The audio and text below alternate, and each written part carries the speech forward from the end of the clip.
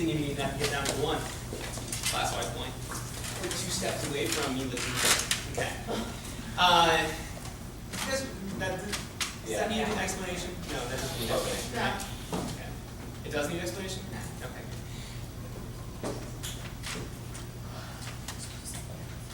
The inevitable corrective action. This is impassable. We do not get by this. We will all give some type of feedback to our students. Because that's what it is. It is feedback. I think we have this mindset that when we give corrective action, we are ruining a child's life. Okay? But I can't be mean. Oh, God. Okay. How many people here like it when their CMA or an instructional leader or somebody or their FA comes into the room and leaves them feedback? How many people like it? You guys don't like it? He's like, no, actually I don't. Quick note about that too. I've actually learned something about myself in this whole Teach for America thing that I've been a part of and working with, is that when I first joined the Corps, I was like under the impression that in order to be like a strong teacher, I needed to say like, oh, just give me the critical feedback. Okay, just tell me what I need to do to improve. And so I spent like 2-3 years of my life in teaching. That's what I would say. Okay.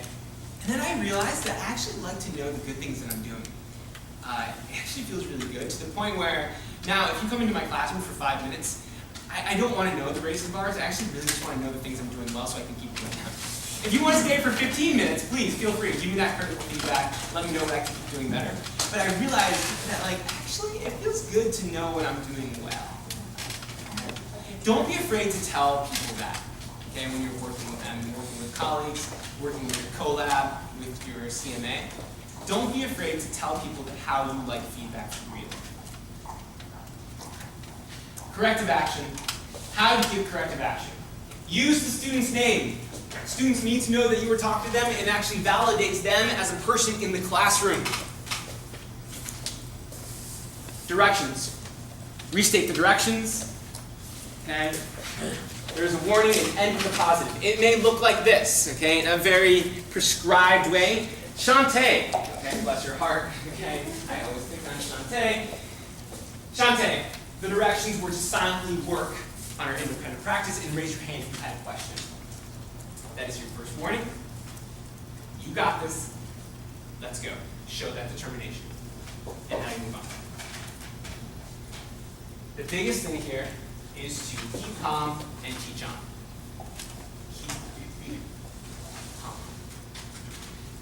How many people here, raise your hand, have felt tight and frustrated at some, it's not hand, tight or frustrated at some point during one of your lessons because a student was not doing what you were asking them to do?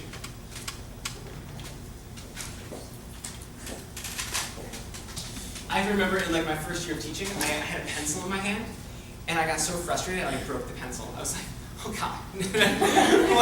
I'm sorry. And then I like put the pencil down. I was just like, oh, it like boils inside of you. And you don't know how to manage those emotions. It's also new when you get up in front of the classroom.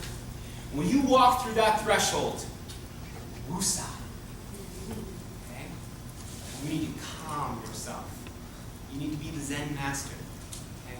Your energy is contagious. When you walk around the room, students can sense the energy that you are giving off in class.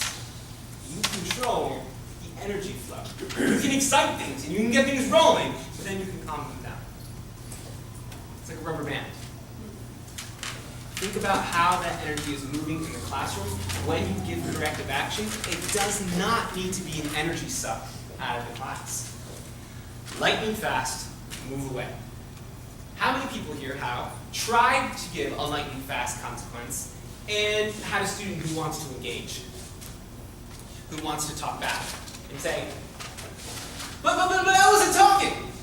How many people have had that at that point in time, okay? So in my classroom, there are appeal forms. Okay, in the back of the classroom, there are appeal forms. And so if I've given you a consequence or a demerit that you feel you may have not deserved at some point in time, there is an appeals process. You can go to the back of the room. At the end of class, you can pick up that appeal form, and you can fill it out, and you can hand it to my mailbox, where I will then get to it and read it, and then I will email you to set up an appointment to talk about it. Okay? It is not to set up red tape, but it is to show that there is a process to talk about conflict and to talk about disagreements that we have. Guess what? Just about every time that a student fills out an appeals form and comes to me and has that conversation, I give them a win. Okay? It's not winning and losing. I give them the sense that they have done something right, and so I almost always give them a merit. Okay? If you go through the process and you're professional about it, I'm definitely going to shout you out for doing the right thing and going above and beyond. Now, if you were speeding and a police officer pulls you over and gives you a ticket, Lauren, this is a speeding ticket, you were going 75 and a 45, I'm actually thinking about taking your license. Okay, but here's the ticket. Okay, be on your way.